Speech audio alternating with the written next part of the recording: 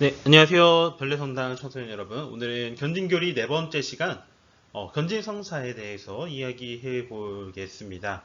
여러분이 견진성사를 받기 위해 교리를 이렇게 네 번째 받고 있는데요. 오늘은 또 견진성사를 왜 받아야 하는지, 그리고 견진성사가 무엇인지에 대해서 함께 이야기해 보도록 하겠습니다. 사실 오늘은 저번 주보다 더 내용이 짧으니까요. 이렇게 마음 편하게 한 짧게 이렇게 들어보면 좋을 것 같습니다.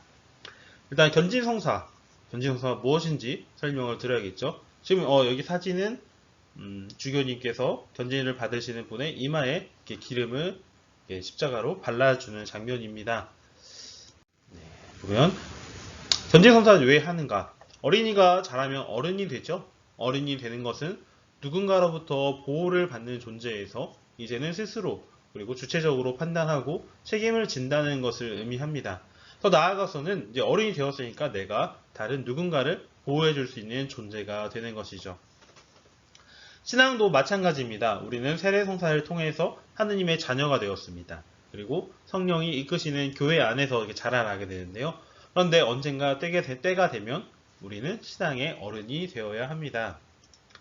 견진성사는 세례성사를 받은 이들이 성령의 특별한 은총을 통해서 더욱 굳건하게 신앙생활을 할 수 있도록 은총을 베풀어주는 성사입니다. 자, 이 사진을 보면은 우리 전통문화대로 이렇게 성인식을 하고 난 뒤에 사진인데요. 이런 의미에서도 견진성사도 이런 성인식과 마찬가지로 우리 교회 안에서의 성인식이라고 할 수가 있을 겁니다. 함께 먼저 성경 구절을 함께 한번 읽어보겠습니다. 보호자 곧 아버지께서 내 이름으로 보내실 성령께서 너희에게 모든 것을 가르치시고 내가 너희에게 말한 모든 것을 기억하게 해주실 것이다. 요한복음 14장 26절의 말씀입니다.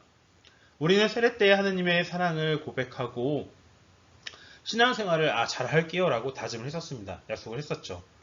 기억이 안 나시는 친구들도 있겠죠. 하지만 어쨌든 우리는 근데 주님을 온전히 따르기에는 조금 부족하고 어렵습니다.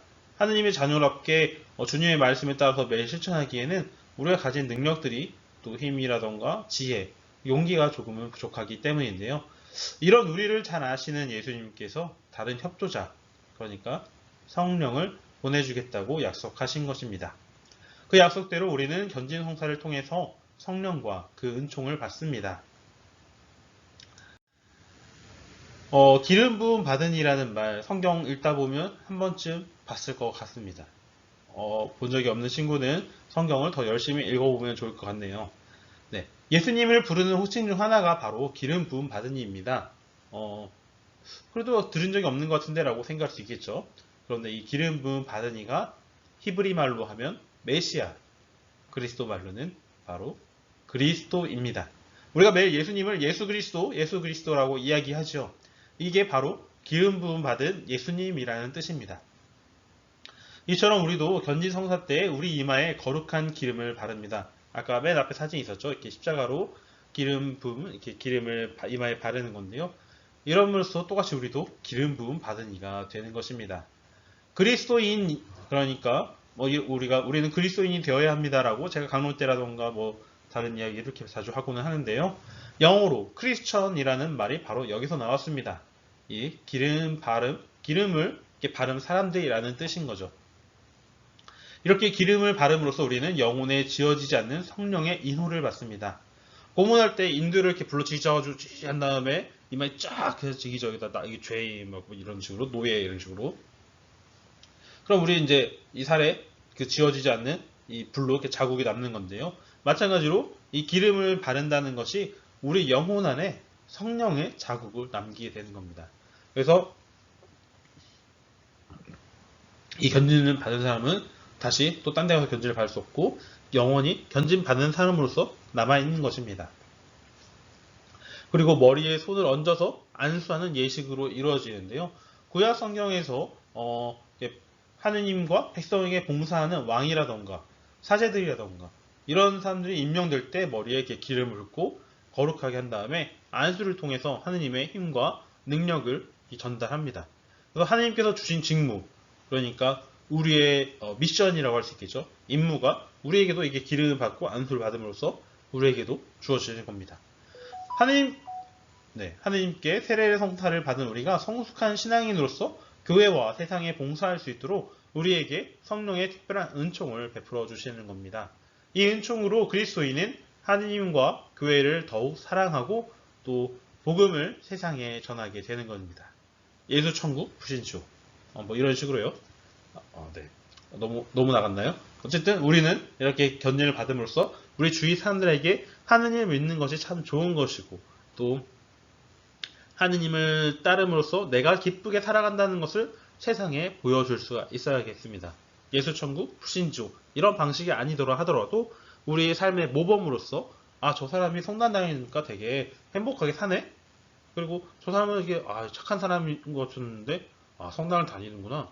나도 성당 다녀볼까? 이런 마음을 가질 수 있도록 하는 것이 바로 견진 성사를 받은 사람들의 임무인 것입니다. 네, 넘어가 볼까요? 견진 성사는 우리가 세례 때 약속된 그 새로운 삶을 충실하게 살아갈 수 있도록 우리에게 성령의 특별한 은총을 줍니다. 성경을 보면 예수님의 제자들도 처음에는 자주 두려움에 떨었고 막 도망치기도 하고 또 저 예수님이 뭔가 사기꾼 같은데라는 마음도 가지고 있었을지 모르겠습니다. 그런데 성령 강림 대축일날 성령을 받고 난 다음부터는 이런 두려움 같은 거, 유다인들이 날 죽일 것 같은데라는 그런 두려움 같은 건 사라지고 예수님의 제자로서 굳세게 살아가면서 박해를 무릅쓰고 예수님의 말씀을 전하고 예수님 믿으세요, 예수님 믿으세요 이렇게 이야기를 하고 다녔다라는 거죠. 이처럼 우리도 견진성사로 성령을 받아서 하느님의 사랑을 의심하지 않고 하느님의 큰 힘을 얻는 자랑스러운 그리스도인이 되어야겠습니다. 여기 이제 화면에 보면 7가지 카드가 있는데요. 이게 바로 우리 보통 성령 강림 대축일에 하나씩 이렇게 뽑고 하는 성령 칠은 카드입니다. 성령 칠은 각각 두려움, 효경, 굳셈, 지식, 의견, 깨달음, 지혜라고 하는데요. 뭐 각각 다른 명칭들도 있습니다.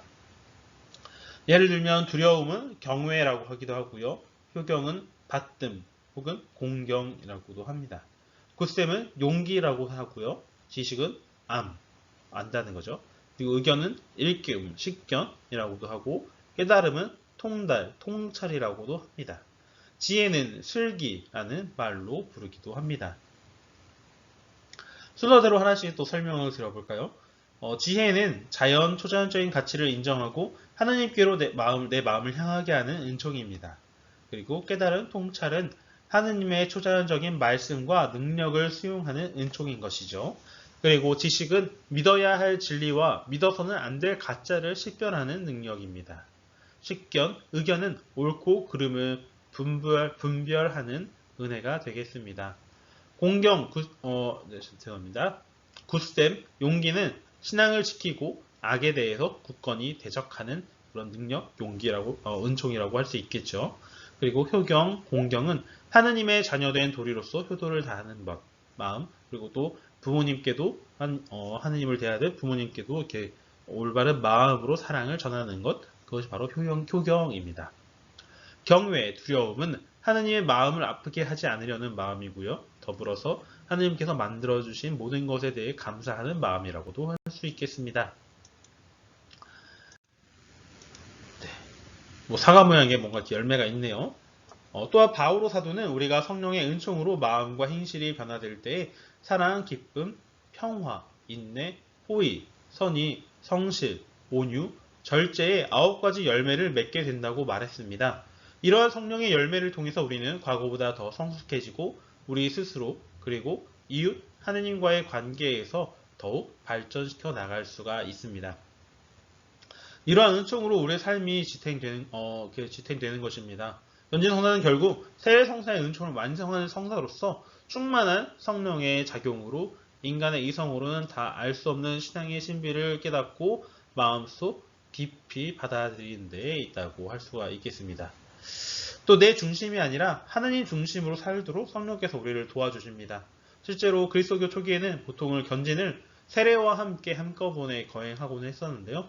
요즘에는 이제 여러 가지 다른 이유에서 두 성사, 세례 성사와 견진 성사를 시간적으로 분리가 되었습니다. 이제 세례 성사는 아이 때 유아 세례를 받기도 하잖아요. 그런데 이 견진 성사는 신앙인으로서 성숙해지는 시기이기 때문에 그 아이 때 바로 세례를 받고 견진을 주기에는 무리가 있다라고 판단을 내리게 되었던 것입니다. 그래서 내가 직접 판단하고 내가 견진 성사를 받겠다라는 마음이 있어야 이 견진 성사를 받고 내가 정말 신앙인으로서 기쁘게 살아갈 수가 있겠죠. 그래서 우리나라는 이제 견진 성사, 아까 이게 라틴어로는 콤피르마시오라고 해가지고 이게 그 기름 부음이라는 단어에서 나왔다라고 제가 말씀을 드렸었는데요. 말씀드렸나요? 어쨌든 그렇습니다. 이 기름 부음이라는 그 단어에서 라틴어와 영어로 된 이름들이 나왔는데 우리나라 말 견진 성사는 굳세게 하다라는 뜻입니다. 굳세 견에 나아갈 진짜 굳세게 나아갈 수 있는 그런 이렇게 단어를 뜻이 되겠는데요.